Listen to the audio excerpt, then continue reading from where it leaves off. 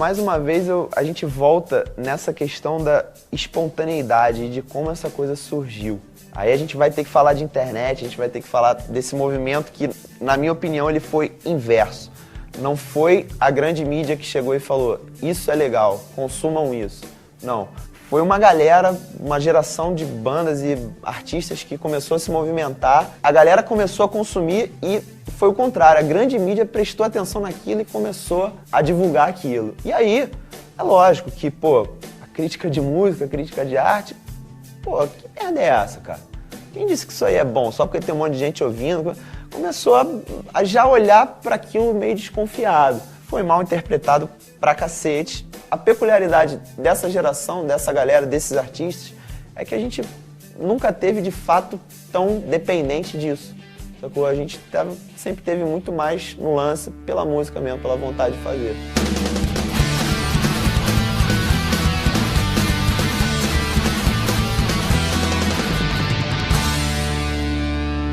Sempre existiu uma cena, assim, uma cena, não era uma coisa coesa e tinha essa visão que a gente teve de mais de, entre aspas, negócio. Existiam as outras cenas, a cena punk dos anos 80, o começo dos anos 90 ali com Junta Tribo, os selos, existiam cenas, mas as cenas não tinham essa coisa de vou fazer eu mesmo. O CPM nasceu em 95, em 97 a gente estava já indo para a segunda demo, já com a identidade já mais quase definida, né? Meu, tinha muito poucas casas para tocar isso em 97. Tinha o Blackjack, que dava espaço para vários tipos de banda, não só de punk rock. Tinha uma casa ou outra na Vila Madalena. E a gente armava alguns festivais, meu, aleatórios, onde pudesse fazer. Foi mais ou menos essa época que o Badawi, comecei a ver o Badawi e a galera do CPM. E eu já comecei a dar uma sacada nessa cena nova de hardcore que estava entrando, né? Que é uma galera que vinha embalada pelo Bad Religion, pelo NoFX e tal. Teve aquele boom do hardcore melódico lá fora, californiano, né? Começou a surgir muita banda, né? A gente foi uma das primeiras no Brasil, se a gente não foi a primeira que lançou um disco desse estilo no Brasil, que foi pela Roadrunner.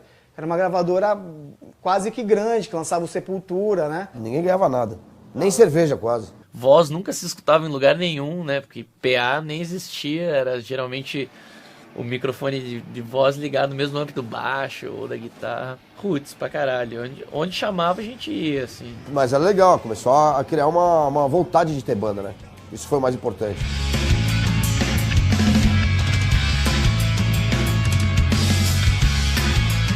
E eu acho que o principal era só isso, ter a banda por ter mesmo, assim, por diversão, ser um hobby de tocar aquele som que a gente via a galera fazendo fora, super distante, assim, vamos fazer aqui também o nosso som. Viajar e se divertir. Até o dia que se formar na faculdade ou sair e ter que arrumar um emprego. Não existia esse objetivo de fazer sucesso ou de galgar. Às vezes a gente ia tocar nos lugares que não tinha palco, aí os caras pegavam umas 3 mesas de sinuca, colocavam um tapume em cima e a gente tocava em cima do negócio. Sabe, eu carregava meu ampli no trem para Mogi das Cruzes, chegava lá, andava mais quase 1 quilômetro com um amp num carrinho de feira, era porque a gente gostava, né, cara? Não tinha aquela pretensão de, naquela época nem existia bandas independentes grandes, né? O fitinha, cassete, entregando pro outro, não tinha essa piração, até porque todo mundo cantava inglês. Ninguém almejava muito essa história de gravadora e rádio. A gente pedia a grana da gasolina, eu ia com o meu carro, o Léo ia com outro, ou o Cezinha com outro, a gente ia em carro, cara. Uma vez a gente fez Belo Horizonte, Vitória e Rio no final de semana de carro. Vai comer? Não sei, mano, eu marquei o show. Não pedi comida, não mandei rider. É uma sessão de descarrego adolescente, assim, eu acho, cara. A gente não gostava de outras coisas. O nosso rolê era o rock, era o underground, era o hardcore. Na época a gente chamava de era a cena. Uma visão ideológica de ter um respeito pela cena, do que se fazia na época, mas sem também ficar cagando regra, tá ligado? Você ia tocar pra 100 nego, 150, nos melhores shows você podia tocar pra uns 300. Curitiba tinha o A.OK. na época, o Sugarcane. No Rio tinha o Wacky Kids, Rivets, o próprio No Ponto, o Carbona, bandas que eram dessa geração. Aqui em São Paulo, o Blind Pigs, o CPM, a Rentim, o Delta HC, a Gaine, BH, tinha o Dreadful, o Heffer. Em Vitória tinha também uma puta cena. O Dead Fish, o Moqueca de Rato. Não tinham bandas iguais, mas tinham bandas da mesma geração que que ouviam as mesmas coisas. Isso aí fez com que a gente pudesse fazer shows fora do estado, fora de São Paulo, só com demo ou com disco independente. Não tinha acesso à internet como hoje, era tudo carta. Mandava a sua demo, o cara mandava a dele, às vezes você falava assim, ó, eu tô vendendo no show tal, me manda suas demos, ou troca as demos que a gente vende aqui. Naturalmente, todas as cidades surgiram as bandas sem pretensão nenhuma e com o espírito de, pô, que legal, você viu que dá pra gravar no estúdio lá e lançar? E você grava a fita, eu gravei mais de 3 mil demos do Sugarcane, gravando de uma pra outra, uma fita pra outra, uma fita pra outra. Você incentivar um cara, faz um show do estilo na sua cidade, não sei o quê. Era mais ou menos, mas não tinha uma pessoa pronta para trabalhar com você, para fazer as coisas acontecerem. Tinha um evento na cidade, claro, mas a molecadinha mesmo não sabia, porque era uma molecada nova. A gente ensinou a fazer show, a gente foi lá, eu falei assim que você faz, você monta aí, você precisa disso, precisa daquilo, tal. Aí começou a se criar um circuito, começou a se criar pessoas que realmente trabalhavam nesse circuito, que levavam isso de uma maneira um pouco mais profissional. Quando as casas de show começaram a prestar atenção que existia público para isso, já foi tipo 97 para frente. E já em 98, 7, quando a gente lançou o Cir, você já tinha parte do Sonho Médio gravado, aí sim a gente falou, acho que dá, hein. E aí quando eu me formei em 99, eu peguei meu diploma, enrolei e dei pra minha mãe, assim, ó, obrigado.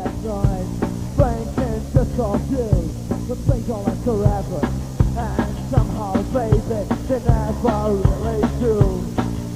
They never really do.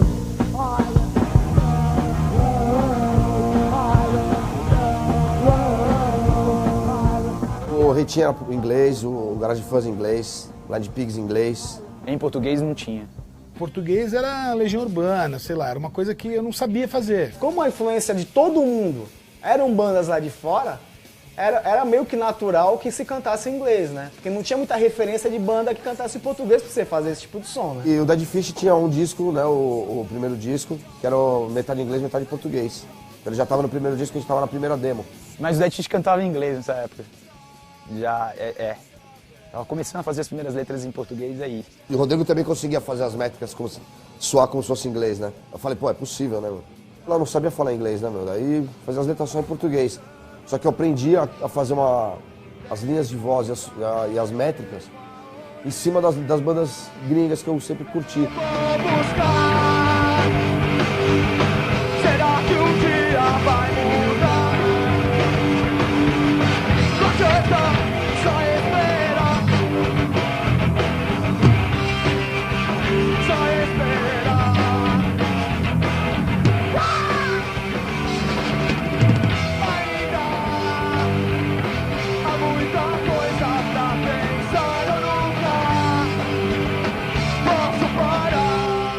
Pré-Hangar a coisa era meio mambembe, né? Tinha uma quantidade razoável até de casas, mas nada muito definido. Tinha muita improvisação. O Hangar foi um catalisador, assim. Foi o que resolveu, nós temos uma casa pro rock independente.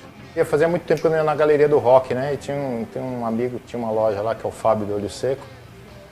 E conversando com ele, comecei a ir lá uma vez, 2 vezes e tal. Ele um dia mostrou uma parede cheia de CD de banda nacional e falou, meu, isso aqui é tudo banda nacional e os caras não tem lugar pra tocar. Aí, pô. Hoje eu tenho que esperar, mas meu dia vai chegar. Na época era o auge do pagode, do axé, né, cara? Você montar uma casa de punk era um negócio meio bizarro, né? No dia de inauguração do Hangar, iam ter 3 bandas tocando e Gritando HC, que era a banda da noite, convidou o CPM para tocando. Ia ser a segunda banda da noite. Mas assim, por um acaso, a primeira banda, que era de Santos, chegou atrasada e o CPM abriu a casa. Então isso criou um vínculo assim, de carinho com o Hangar por conta disso, né? Que nós começamos juntos no mesmo dia. Foi início, o Hangar CPM foi em 98, o primeiro show do Hangar, o CPM 22. Eu vim no segundo show do Hangar, que eu lembro foi Sorte Força Horais e Ação Direta, e não tinha ninguém. A gente abriu em outubro, quando chegou em junho do outro ano, de 99, eu falei, ó, se até setembro não virar, a gente fecha. E aí justamente em setembro a coisa começou a andar. Todas as bandas praticamente dessa época, Reitinho, CPM 22, Gritando HC, todas as bandas tinham uma noite que dava sold out o show. Eu vim no Hangar 110, Foi quando eu descobri que existia uma cena underground, que tava começando ali uma cena underground. E pra gente o hangar era o, nossa, mano, ter uma casa com estrutura, com backline, com PA, só chegar e tocar. A gente tocou, foi, nossa, o Credit Car Hall pra nós. Eu sei lá, eu sei que entrei pela porta ali, eu não fui muito distante, continuei ali porque tava lotadaço. E aí, do nada, eu vi uma movimentação no palco, do nada eu ouvi um cara falando, boa noite, nós somos em Soft dessa música chama Carro Bomba. Cara, aí do nada entrou um japonês louco, que é o René Alto, entrou dando uma cambalhota já no palco, aí, pum, estourou, cara, e tava tão apertado que eu não tava entendendo, mas a galera, à minha volta tava se mexendo, começou a pular.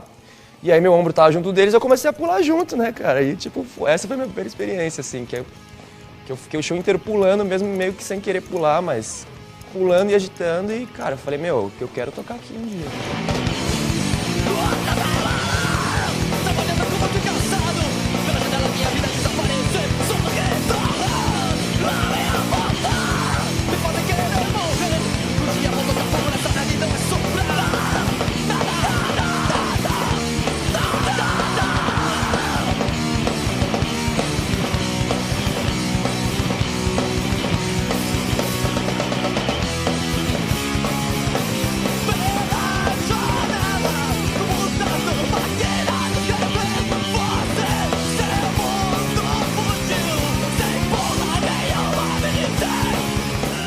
Era o rolê que todo mundo queria fazer, ir pro hangar final de semana. São Paulo começou a se tornar esse lugar que estava acontecendo. E eu, como era de fora, não tinha muita noção de mercado, assim. Eu vim aqui, tocava e ia embora. Mas eu vi que tinha bastante banda daqui já fazendo, assim.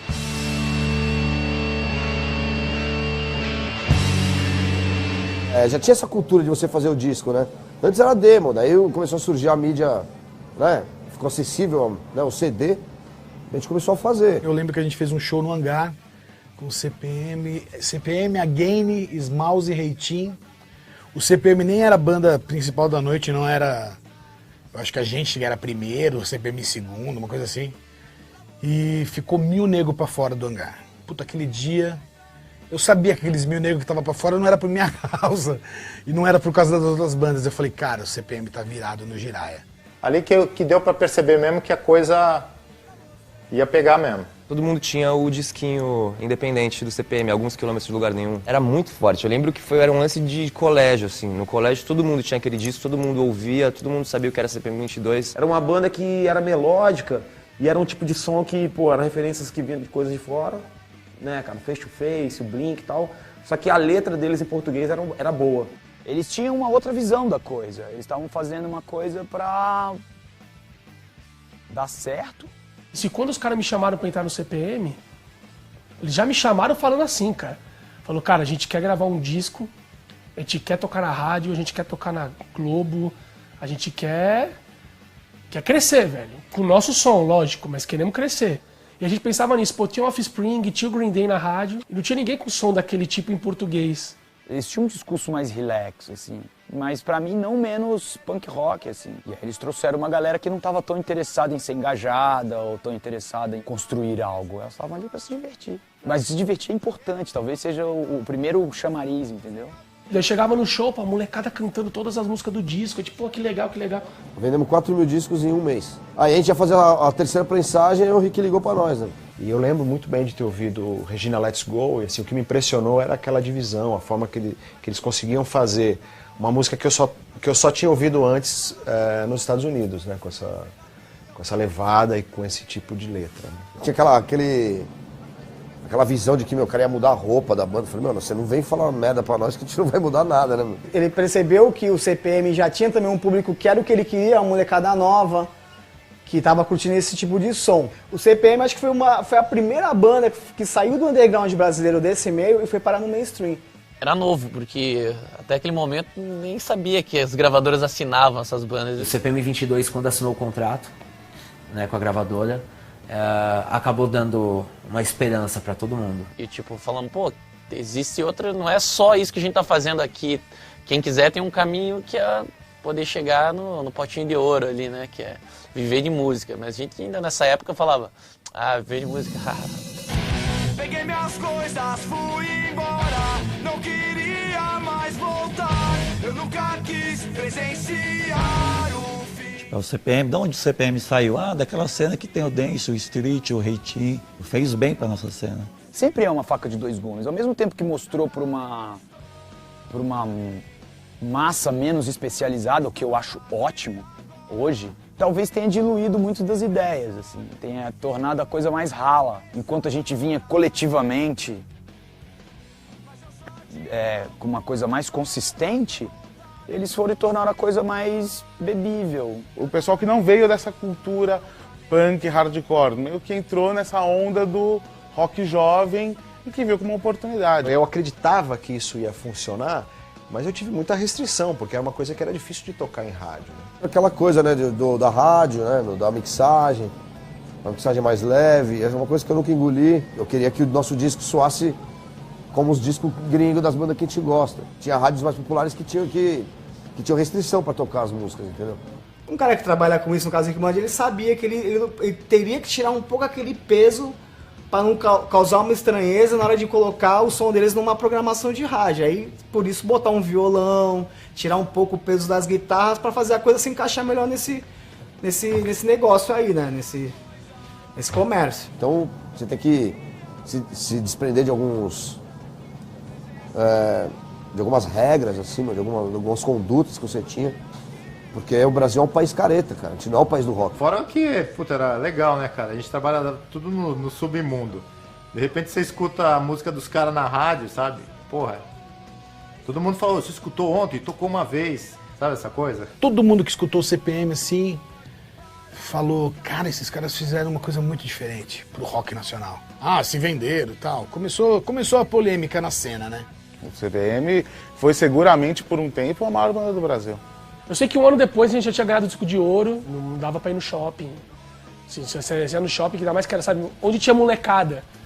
Você ia, cara, sei o quê, autógrafo e foto, e a gente moleque pra caramba, a gente com 21, 22 anos. E os caras já estavam lotando casas de 5, 6 mil pessoas, assim.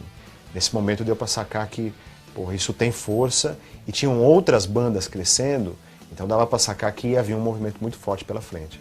Eu acho que eles foram, assim, uma faísca que acabou alastrando numa dinamite, que são as outras coisas que aconteceram, assim, sabe? CPM foi uma banda que tirou o medo das outras bandas de poder assinar um contrato e virar mainstream. Porque todas as bandas tinham um pouco de receio em virar mainstream, porque não é fácil o preço que você paga. Eles iniciaram um bonde e deu certo pra todo mundo, né? As bandas que cantavam em inglês e mudaram pra cantar em português, a gente a princípio ficava, não, cara, não pode, monta outra banda, isso o cara tá querendo, tá se vendendo. A palavra usada era se vendeu. O cara tá se vendendo, o cara quer assinar, tá se vendendo. E nisso começou uma cena mesmo, de todo mundo cantando em português, porque antes era todos os discos em inglês. Aí tirando os Zumbis do Espaço, que também cantava em português. Agora eu vou lutar pra te ver, que seja o primeiro a dizer.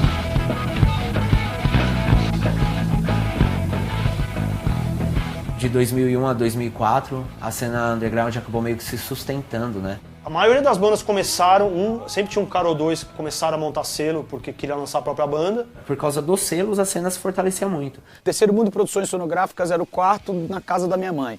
Um balde de carta, um computador com internet horrível que o Murilo usava mais na casa dele e caixas.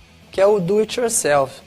Né, faça você mesmo, eu acho que isso a galera mandou muito bem, continua mandando muito bem. A gente pegava o cachê direto, a gente passava o som e montava as coisas, né? Eu era responsável pelo merchandising. Então tinha umas camisetas, tal, que eu ia na galeria do rock durante a semana, silcava as camisetas ali, pegava, colocava tudo na mala e levava a mala. E aí quando era a nossa vez de subir no palco, os moleques subiam, passava o som mesmo, o público esperando assim, os caras, ei, som! Afinando os instrumentos, e eu com a barraquinha do merchandising aberta ali vendendo. A hora que tivesse pronto, os caras, Di, pode vir. Aí eu fechava assim, colocava a mala e subia no palco, vamos lá, nós somos o NX0, boa noite. O melhor esquema era estar na gravadora do Dead Fish, por quê? Porque o Dead Fish tocava no Brasil inteiro. Então onde eles tocavam, eles estavam levando nosso CD. Se eu não me engano, em 2002 nós fizemos 120 e tantos shows. As coisas aconteciam porque a gente fazia, porque a gente passava o tempo inteiro na estrada. Eu lembro que uma média ali de disco do Dance vendidos eram de 5 mil a 10 mil cópias. O História Não Tem Fim, se eu não me engano, venderam 20 mil cópias. Se eu pagava R$2 para fazer o meu CD, por que eu ia ter que vender ele a 15? Né? Eu vendia ele a 6 com preço de capa. A gente queria vender 1.000, 2.000, 3.000 CDs rápido para a banda poder tocar. A nossa visão era diferente. E com Glória eu cheguei a vender 5 mil cópias do primeiro disco, underground, sabe? Fazendo correria de mão em mão. Era shows no Brasil inteiro, tudo lotado, show sold out. Eu comecei a perceber que tinha a possibilidade de viver daquilo. Primeira vez que a gente foi para Recife, cara, a gente dividiu passagem no cartão, socorro. Foi pagando. E é impressionante que a gente chegou lá e tava lotado, né? Tipo, sei lá, 2, 3 mil pessoas, e todo mundo cantando as músicas todas. E o ingresso R$6. A gente entrando, nego xingando a gente, tá cara essa porra pra cacete. Viver, né, cara? A ambição era essa, era muito, assim, na época era até ingênuo, né? Nossa, eu lembro que a gente marcava o show no Hangar, era uma semana antes, estava sold out já. A partir daí, o Dead Fish também tô vindo de Vitória todo final de semana pra São Paulo. Você começou a ver, os shows eram de 500, 600 pessoas, passaram a ser pra 1.500, 2.000 pessoas. Eu fui em muito show do Dead Fish, que eu ficava na grade gritando, assim, eu era muito fã. E chegou uma época que eu não conseguia mais ir, porque, tipo, abarrotava o show dos caras. Foi quase como ver um ônibus parar e descer todo mundo ao mesmo tempo e entrar num show, assim. E falar, nossa, o que eles estão acontecendo aqui? É só o show do Dead Fish, todo mundo cantava todas as letras. Então virou uma coisa meio, eu quero ser da turma do hardcore. Então agora e o que vai dizer? Você não pode te odiar, não pode. Agora que estou aqui, você se sente feliz. Confesse o sonho, virou pesadelo. A gente veio tocar em São Paulo, um show junto com o Fist.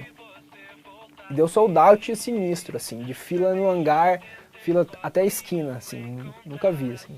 E eu lembro que eu cheguei nesse show e um cara veio me vender um ingresso. Falou, você quer comprar um ingresso? Eu falei, quanto tá? Ele falou, R$50. Na época eu falei, R$50 era uma fortuna. Eu falei, não, velho, valeu, eu nem gosto dessas bandas aí. E a gente ia tocar, ninguém conhecia a gente, mas conhecia a banda. Aí chegou num ponto que o Hangar ficou realmente pequeno. E a gente pensava, cara, a gente tem que fazer um show num lugar maior. Não tinha lugar maior. Se chegasse no Blém Blém, na época, era um lugar pra 2.000 pessoas, e falasse, sou da banda Fresno, quero fazer um show, o cara ia falar assim, vai pra teu puto, que banda é essa? Não conheço, não existe essa banda. Eles não sabiam, eles não tinham a menor pista de que tava rolando uma movimentação de muitas pessoas. O SP Pro HC1, 2005. Quem organizou foi eu, o Tadeu e o Conrado, que era do Schlepper Haig. O Tadeu tinha a ideia de fazer um festival, chegou na loja que eu tinha na galeria, que era a loja do Dance. Tchau, entra comigo, vamos fazer, você conhece as bandas, vamos fazer um show lá no KVA, que eu tenho um esquema. A gente foi lá, fechou com o cara, R$800 na época, o aluguel. O cara rindo da gente. E aí, vocês vão conseguir colocar a gente aqui? A gente, pô, acho que a gente vai conseguir pagar pelo menos. Deu 4.500 pessoas. A gente parou a Cardeal Arco Verde. Não tinha segurança no KVA, tinha uma obra do lado que era deles, eles chamaram os pedreiros para fazer revista na molecada. E o cara, não acredito que vocês colocaram 4.000 pessoas aqui dentro. Falei, mas a gente alugou a casa. Os pedreiros dando geral na molecada, os pedreiros cuidando do bar. E foi isso, cara, foi uma loucura, meu. A gente falou, que força é essa, cara? Aí começou a rolar os SP Pro HC, ABC Pro HC, Primata HC, Independent Fest. Cara, tu faz um show de um gringo hoje, tu traz uma banda gringa, eles não botavam tanta gente quanto nós ali naqueles festivais. Eu sempre tento ao menos entender o que eu fiz de tão ruim. Foi quando a cena underground tava pop. A cena underground virou mainstream, né?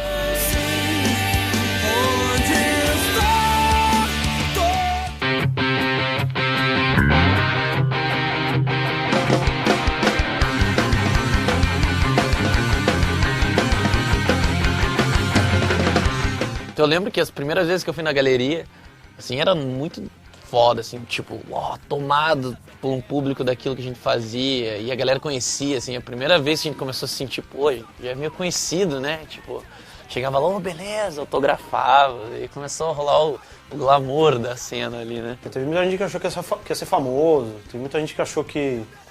Eu vi nego largando emprego, camarada meu, assim. Foi a época que a internet começou a pegar força, assim. Toda aquela geração de carta começou a realmente usar o e-mail, O pessoal que trocava fita começou a trocar arquivo MP3, aí veio o Napster, mp3.com. E o acesso foi muito mais fácil. Então pra você conhecer uma banda era muito rápido, você não precisava mais na galeria comprar um disco. Tinha alguém fazendo troca de MP3. Eu achava que quem ficasse usando a internet não comia ninguém, não saía, não bebia, não ia ficar doido, ele fazia porra nenhuma com a internet. Pra minha geração era muito... Cara, eu vi meus amigos nerds, eu falava, irmão, tua vida, cara, tá errada, tá passando, você tá aqui. Aí, cara, quando eu fui ter o primeiro contato com o Strike, eu fui na casa do Rodrigo, eu falei, pô, aquela música do No Use, Chasing Rainbows, é muito louca, né, cara? Ele falou, pô, não conheço, pô, eu vou gravar isso só pra te mostrar. Não, pera aí que eu pego aqui. Aí eu já empuquei, falei, cara, eu pego aqui, o moleque pô, baixou, demorou um tempo, mas chegou a música, ele ouviu. Aí aquilo ali foi um maior choque, eu falei, caraca, como é que o moleque já ouviu a música? Aí ele falou assim, eu falei, o que será que fala a letra? Ele, pera aí, mano, quando rolou aquela porra na minha vida, eu desesperei. Eu saí da casa do moleque em choque. Falei, cara, eu vou ter que tocar com esses moleques, cara. Esses moleques tão ratão. E eu tô idiota no mundo, que isso? Acho que a internet foi a grande revolução. A gente deu a sorte de calhar, de congruir tudo certinho, sacou? No time certo, sabe? Era uma música que a galera tava gostando de ouvir e que tava ali. A internet fez todo mundo conseguir chegar na casa das pessoas sem ter que passar pela TV. Então, pra aprender a mexer, digitar, maluco. Eu digito com esses dois dedos até hoje.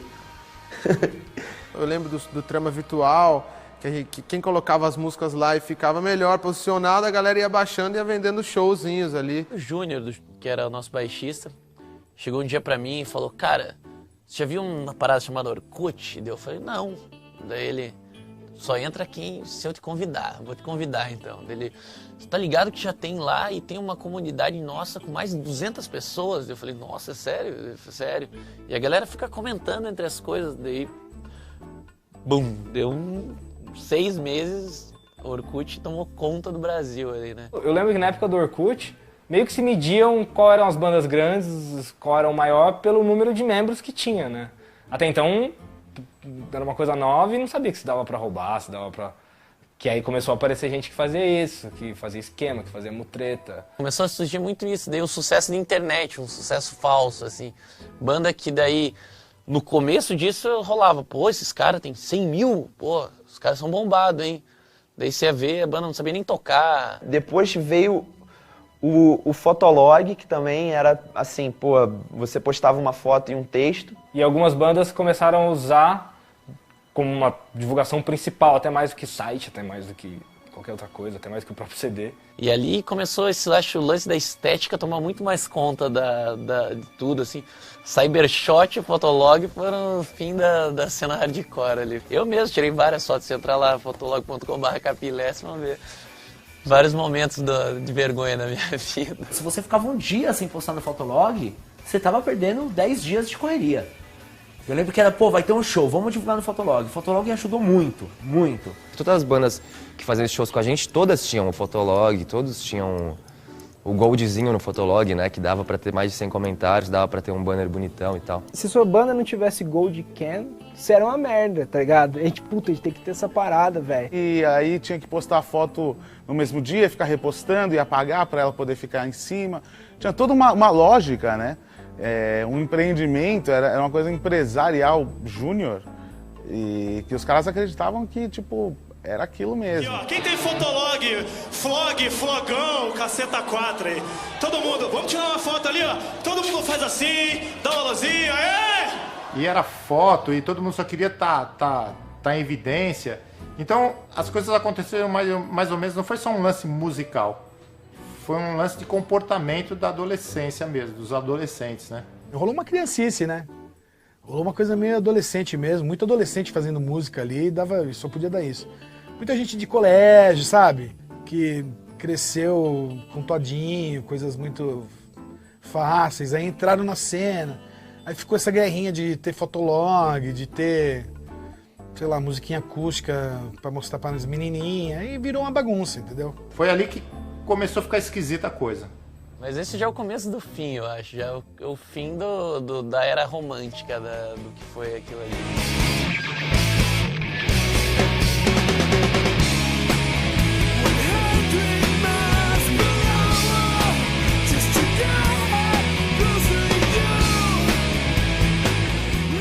Na época era tipo assim, era o emotional hardcore. Foi aí que começou o termo, né? Aí depois virou só emocore. O Reitinho acho que foi o primeiro emo brasileiro bombado, assim, de dar uma hypada, né? Quando saiu o clipe de Danger Drive. E o Reitinho era exatamente a descrição que se tinha do emo, que é um lance muito melódico, muito bonito e ainda era uma coisa muito simples de instrumental, assim. Como eu sempre fiz as letras, eu sempre carreguei as letras assim, tipo, muita coisa emotiva, né?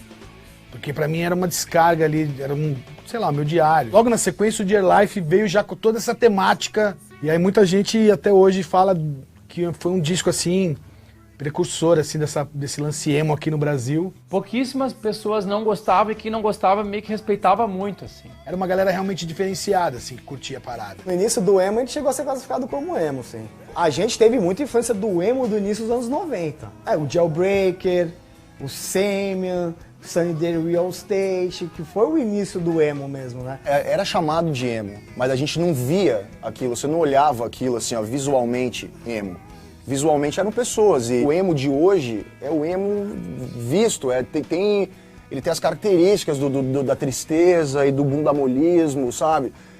E, puta, eu não sei como que isso se transformou, cara. Eu culpo várias coisas, eu culpo o Blink, por exemplo, que não tem nada a ver com isso. It's hard to wake up when the shades have been pulled shut. This house is haunted, it's so pathetic, it makes no sense at all.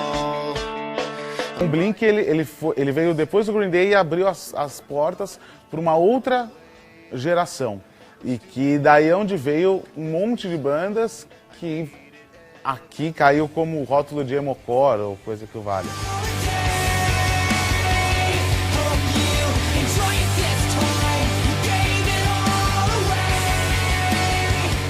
Existiam as bandas emo, só que ao mesmo tempo surgiram algumas bandas mais pop que eles acabaram pegando esse rótulo que já existia. Eu acho que foi muito mais fácil, vamos pegar um rótulo que já tem aqui e vamos intitular o Good Charlotte, o Sum 41. Os moleque bunda mole de escola que cansaram de jogar tênis no clube e que resolveram ter banda por causa do Blink. Aí os cabelinhos e as franjas, daí começou a aparecer essas bandas e foi legal. Esse emo de hoje é feito por uma juventude, uma molecada mais nova que veio depois e não tinha informação do que era o emo antes. Falaram pra eles que você tocar esse tipo de som aqui e ser triste e fazer beicinho é emo. Porque virou uma moda mesmo, né? De repente começou a aparecer um monte de gente nada a ver, influenciado por outras bandas, tipo Good Charlotte, sei lá, o Blink também, que não que seja emo, mas ajudou a trazer essa galera, o My Chemical Roraima. Começou a trazer uma galera diferente, entendeu? Você falar que você gosta de música e não conhecer a raiz da música que você gosta, pra mim você é um trouxa.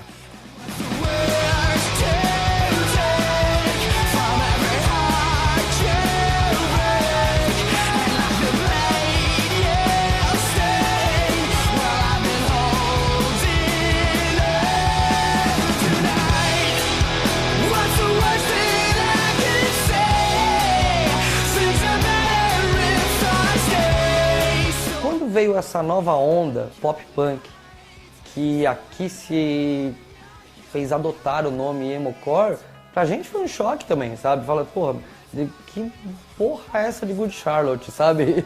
Da onde veio esses moleque, tá ligado? Que letra é essa, mano, sabe? Quem estragou mesmo esse negócio e quem depravou e prostituiu essa parada desse movimento que foi irado, que tava todas as bandas juntas fazendo um som, foi a mídia na época.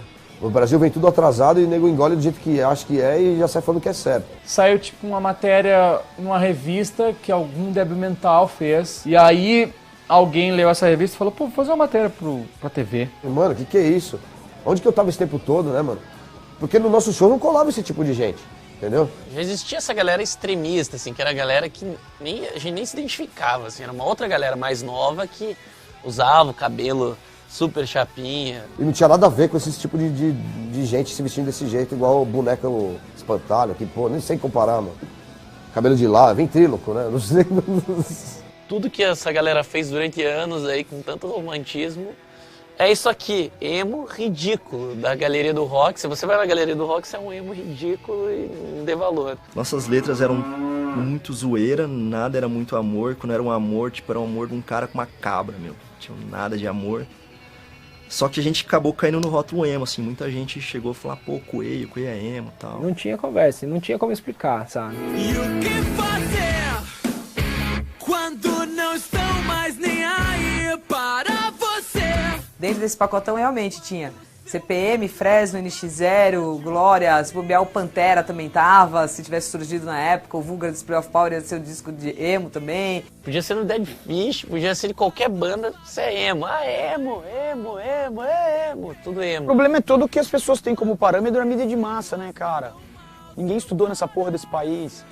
Todo mundo quer levar a sério uma porra de uma televisão ou uma mídia de massa. Foda-se. Toda onda que ela vem grande, forte, ela gera um pouco de rejeição, de certa forma. Na década de 80, Neguinho pegou ali e taxou uma galera, uma geração de, porra, os punks baderneiros e arruaceiros e o cacete. Na década de 90, os metalheiros que arrumavam confusão no Rock in Rio, nos shows. Preconceitos existem mil, né, cara? O cara que nunca teve acesso a nada, nunca ouviu, tipo, nem Raimundos, tá ligado? E, que legal o visu dessa franja, não sei o que, lá tem uma galera. Moleque bobo mesmo, né, cara? Isso é coisa de moleque, não tem jeito. Porque depois disso, bombou muito mais. Trouxe mais gente idiota ainda pra coisa, entendeu? Esse foi o problema. Como a coisa se tornou tão popular, as pessoas que só queriam ser populares se aproximaram desse meio, fizeram uma música, sei lá, hardcore com letra do Leonardo Fábio Júnior e acharam que podia ser aceita e a coisa com certeza começou a perder o contexto dali em diante. Mas eu acho que como a gente nunca teve esse visual afetadinho, pintar olho, franjinha, cabelo, sempre foi uns pedreiros, o nego já olhava e falava assim, meu, esses caras devem estar fazendo isso aí pra catar mulher, porque eles não são emo. Lembro que tinha uma época que eu olhava uns shows e falava, caralho, só tem criança no show, assim. Esperto, pô, né?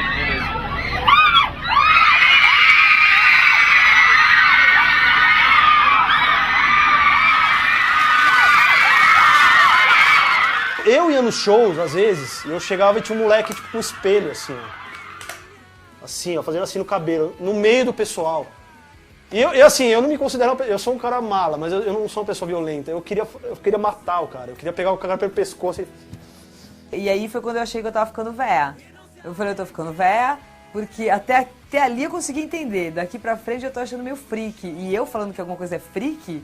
Então, tipo, começou a dar um rebosteio mental e musical na minha cabeça. A gente tentava falar pros caras que a gente não era visu emo, nosso som poderia ser até emo, mas...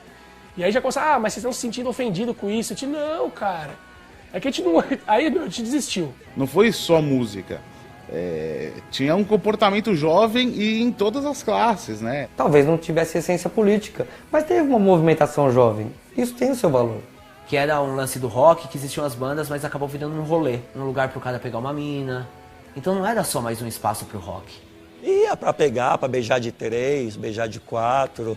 Era isso que rolava na época. O rock virou um estilo do jovem. Como a gente tem hoje em dia o sertanejo e o funk, aí, o leque bombando. Naquela época o rock ficou muito famoso no nosso meio. De coração pra vocês! Esse moleque tá aqui, sabe por quê? Porque na segunda-feira, todos os amigos dele vão estar no intervalo falando do show do Dead Fish ou falando do show do CPM. E se ele não falar, ele é tipo, puta, o cara não tá ligado, esse cara não sabe nada. Eu vivi um negócio dos anos 80 ali, vi nego construindo gravadora, banda, por ideal. E hoje em dia, se não for música é bambolê, se não for bambolê é patins, se não for patins é skate. Não interessa quem tá lá em cima. Vai estar todo mundo olhando, mas ninguém sabe, ninguém pega pra ver a letra, ninguém sabe o que o cara tá falando. Acho que uma das maiores provas pra mim, pelo menos, de que isso tudo tava sendo muito grande, era quando, tipo, vi minha empregada cantando Razões e Emoções. O mundo dá voltas. Caralho, me emprega que o pagode, tá ligado? Entre razões e emoções, a saída. Conheço várias pessoas que chegam, quando eu era moleque, eu curtia um rock também. Pô, pra mim é uma tristeza ouvir isso, né? Mas eu sei que teve aí uns 6 meses atrás que veio um cara chamar o Badawi de emo na rua. Rapaz, tomou um pau. Tomou um pau, mano. Todo mundo acabou pagando um pouco o preço, tá ligado? Sei lá, pra mim virou um circo. A molecada usava as roupas igual e fazia tudo igual, meu. Eles faziam interpretação da interpretação da interpretação. Vai tendo uma metamorfose. Hoje em dia, quem é que usa cabelo daquele jeito? É o Luan Santana. Virou roupa de calouro do Raul Gil hoje. Hoje em dia, tu vai num cabeleireiro muito chulé e falou que era um cabelo bem moderno, ele vai te fazer assim, vai te chapar, não sei o quê. E eu sei que isso é culpa minha. Sempre tento ao menos entender o que eu fiz de tão ruim, mas eu não sei. Agora a casa eu quero ouvir vocês, planeta. Onde está? Solta a voz. Pô, você não pode ser desse jeito, você pode ser desse jeito. Quem é você pra julgar, sabe? O que pode, o que não pode. Se o moleque quer ser, mano, se ele quer andar com um espanador enfiado no cu, ele vai andar e você não vai poder fazer nada, sabe? Você vai ter que aceitar que é a opção, sabe, do moleque, cara. Foda-se.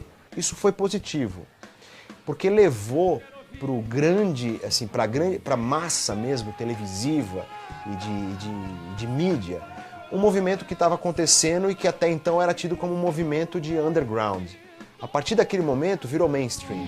É impossível viver só, eu quero ter você.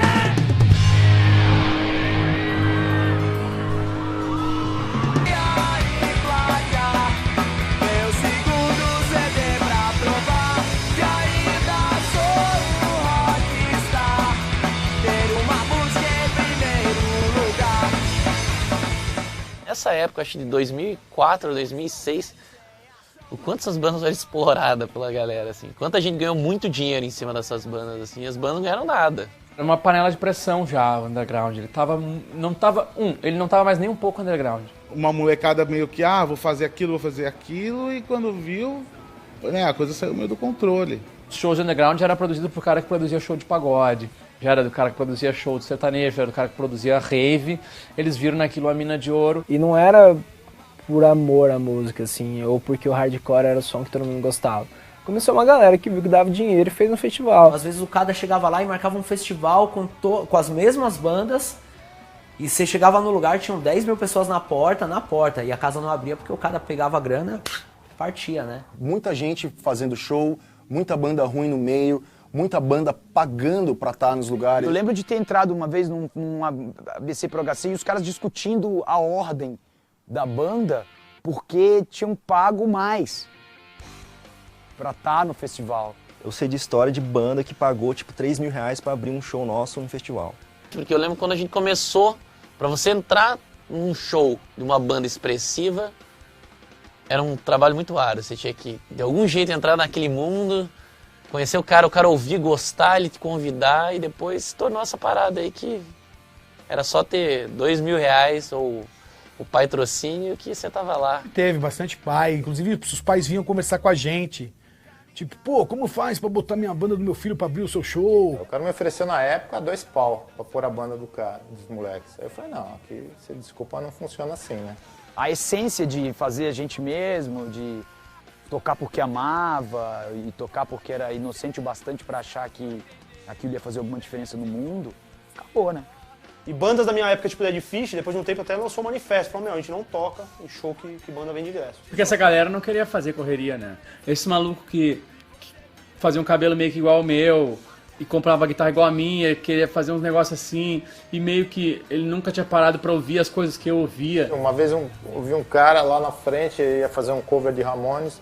O cara falou, porra, vai ter Ramones, meu, olha. Já tinha morrido 3 da banda, entendeu? Como é que vai ter Ramones, cara?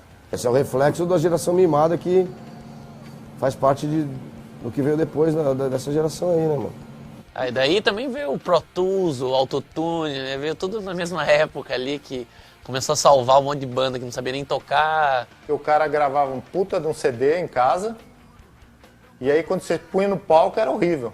Só que daí começou a vir uma molecada que só pensava nisso, porra, eu quero assinar, eu vou fazer o som igual às outras bandas porque eu quero assinar. Então ficou uma sede de aparecer que dava vontade de dar um backhand, assim, sabe? Tipo, acorda e vai fazer música, sacou, moleque?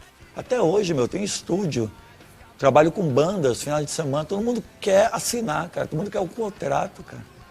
Ninguém tá nem aí pra música, o moleque já quer gravar. E aí, mano, será que o Rick Bonadio vai ouvir nossa banda, mano? Sabe, tá assim hoje em dia e sempre foi. Elas meio que contaminaram um pouco o movimento. Então tinha muitas bandas medianas e algumas até ruins e poucas bandas muito boas. Se olhava como um todo e tantas bandas surgindo e muita gente taxou realmente, não, isso aqui é um movimento de música ruim e de pouco talento. Todo mundo vinha fazer um show no hangar com esperança de ter alguém aqui pra ver, um olheiro. Isso eu acho que matou a cena independente de vez, assim, foi tipo...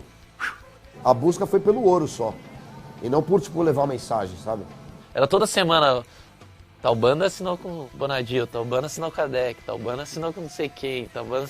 Pô, cara, todo mundo assinou, não tem mais graça nenhuma assinar, né? Virou uma festa, né? A feira das gravadoras, né, meu? Então você queria assinar com uma gravadora, era muito fácil. Como que eu não ia lembrar? Todo mundo assinou, menos eu.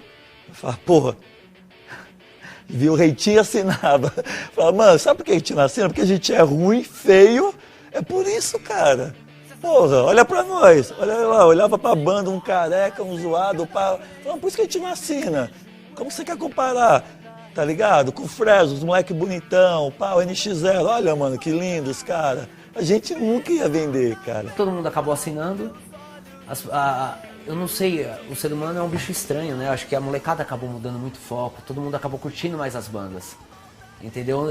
Até hoje eu não consigo explicar isso. Todo mundo muito novo, né? Do outro lado das gravadoras a galera mais experiente, mais vivida, mais sagaz. Sinceramente, a gente não tava preparado.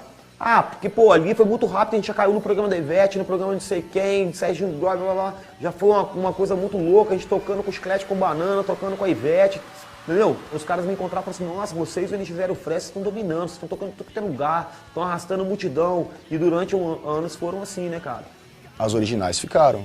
Todas essas da leva adaptadas vieram, foram, deram mal, deram um tchau e já foram embora. Então tem muitas bandas influenciadas por CPM 22, por NX0, por Fresno.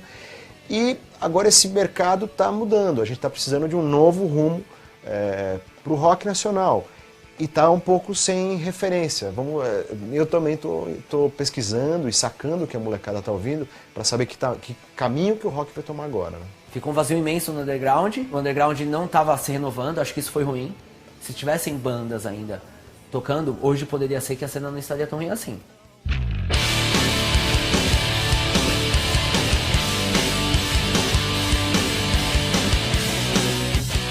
A música é um negócio que você tem que gostar, entendeu? Tipo, foda-se se você vai fazer sucesso, se não vai. Pode ter banda que você não gosta, pode ter banda que você gosta. Meu, a música é um negócio que te faz bem. Eu acho que é isso. O que vem depois, dinheiro, falta de dinheiro, eu não tenho uma Gibson pra tocar, não tenho uma Epiphone. Meu, isso é tudo coisa que não importa, eu acho. O cara que não cresceu nisso, não tem laço nenhum, pra ele é uma moda, ele joga fora, é que nem a pochete, sabe? Passou. A gente não passa jamais. E vão vindo novas ondas, né? E daqui a um tempo vai vir outra coisa, e outra coisa, e outra coisa. E vai ser ridicularizado, e vai ser incompreendido, e vai explodir, e vai ser diluído, e vai vender e vai sumir. Eu acho que as bandas originais hoje estão chegando aos 40. Essa é a grande verdade, porque o que aconteceu? O pessoal que viu que não ia fazer sucesso, dessas últimas 2 gerações, ó, foi lá trabalhar com o pai na empresa de vice-presidente.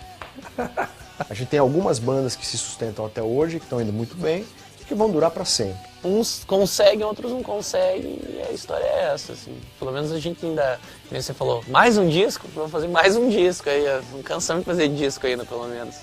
A sensação que eu tenho hoje é de que a gente tá de volta em 97, 98, e estamos, tipo, conseguindo conquistar os lugares de novo.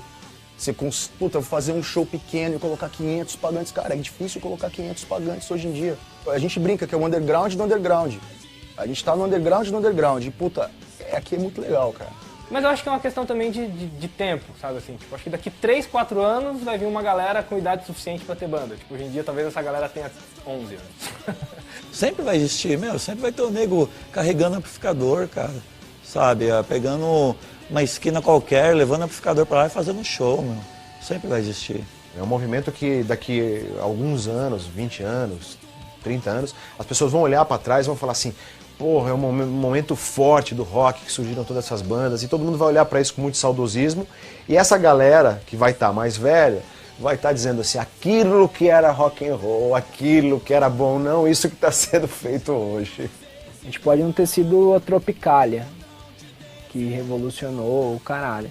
Pelo menos pra gente, as histórias que a gente vai contar dessa cena, essa cena foi foda, assim. Hoje a gente tem um público que a gente sabe onde ele tá e tal, e cada vez menos a gente precisa usar dessa grande máquina do mainstream que a gente não sabe controlar direito, sabe? Que até porque ela não é operada pela gente, não precisa usar tanto essa máquina, a gente pode fazer a nossa coisa também.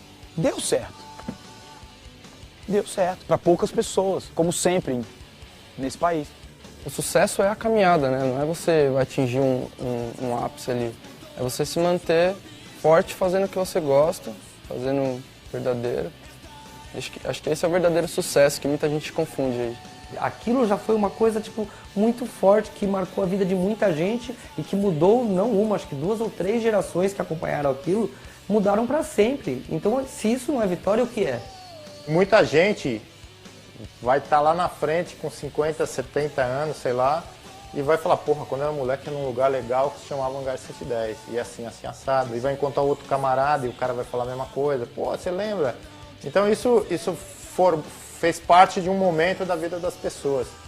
Isso é legal, um momento positivo, né? Isso que é o mais legal.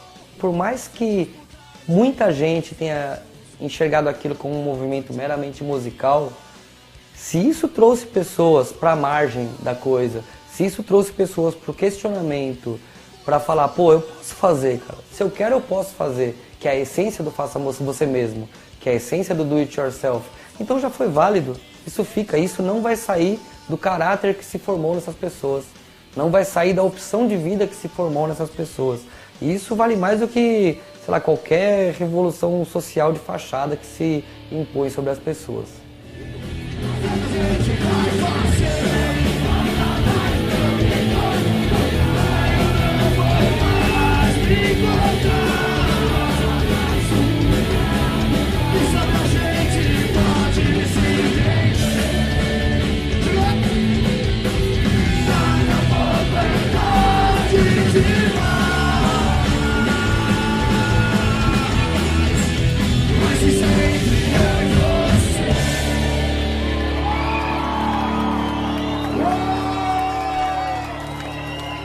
Por quê?